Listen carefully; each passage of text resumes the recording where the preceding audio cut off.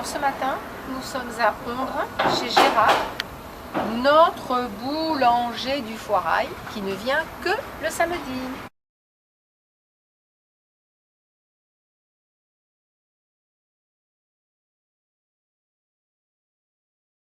Je te demande, Gérard, quelles sont les qualités qu'il faut avoir pour être un bon boulanger? Il faut être motivé, il faut aimer son métier, être courageux et puis ne pas avoir peur de faire beaucoup d'heures. Beaucoup Mais d'heures? pas trop non plus. Beaucoup d'heures. Par exemple, toi, tu fais combien d'heures par semaine? Bon, 57, 58 58 heures? par semaine, ouais. Ce que tu es en train de faire, c'est quoi? Je suis en train de mettre un sachet des petits biscuits au sésame. Des biscuits au sésame? Voilà. Très Ça- croustillant et très goûteux. Ça a l'air très sec. C'est très sec. C'est spécial randonnée? Ouais. Et ça, tu les vends sur le marché de Pau? De Pau et d'Anglette. C'est un goût. Merci.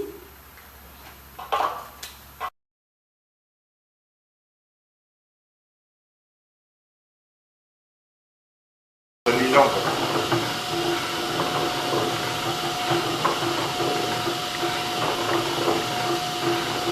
Tu nous dis que ce pétrin qui est là a plus de 70 ans. Comment tu t'es procuré ce pétrin?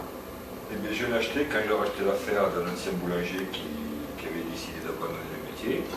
Donc j'ai récupéré le matériel, j'ai récupéré tout le temps de travail et la clientèle, et puis je me suis installé ici. Et Et pour ça, les- ça ne fait que mélanger la pâte. Ça ne la chauffe pas, ça ne la déchire pas. Ça ne fait que la mélanger. Voilà. Et justement, les farines que tu mets à l'intérieur, tu utilises quel genre de farine? Mais des farines Borsa qui sont là. Il y a la type 65, type 80, type 110, et du type épeautre, 5 céréales, camut et seigle. Seigle complet. Camut, c'est quoi? Le camut, c'est une céréale de la famille du blé qui poussait autrefois en Égypte, sur les bords du Nil.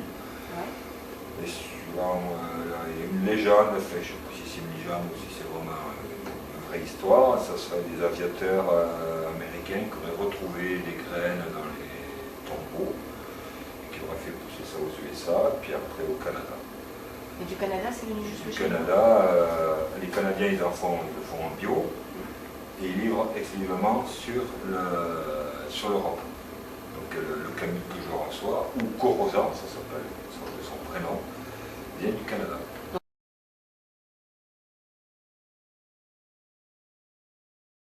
Les boulets façonnés à la main, on sent la texture, on sent la pâte, on sent qu'il y a du vivant, quoi.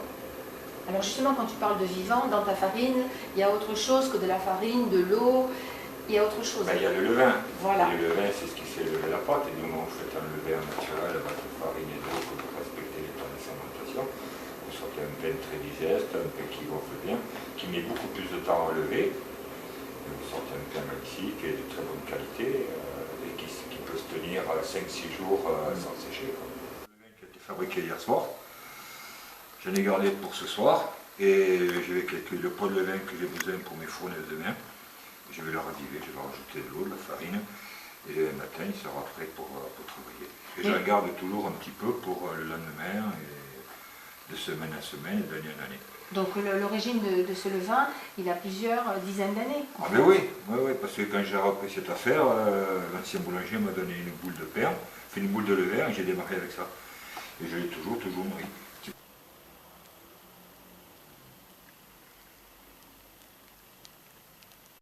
Cette boulangerie est une boulangerie bio. J'ai vu que tu irrigues pas mal de boulangeries et d'épiceries de la région avec ton pain. Tu es certifié bio? Je suis certifié bio depuis que je démarrais, c'est-à-dire en mai 94. Et ça veut dire quoi être certifié bio? Mais ça prouve que les farines, enfin les blés sont contrôlés, les farines sont contrôlées, analysées, et en fin de chaîne, c'est moi qui suis contrôlé, et c'est une preuve envers le consommateur que nous prenons dans le bio. Ça veut dire qu'il y a une certification Il y a une tout le long. traçabilité, Voilà. il y a une certification comme quoi je peux fabriquer du pain bio. Est-ce que cette certification coûte quelque chose? Est-ce que c'est un plus? Est-ce que c'est... Ah, c'est un coût, oui, c'est un coût financier, et puis c'est un coût aussi, c'est une preuve, c'est une... Oui, mais en fait, si tu dis qu'il y a un coût, il doit y avoir un intérêt pour toi de le faire, si tu acceptes d'avoir ce coût-là. aussi un certain respect envers le consommateur.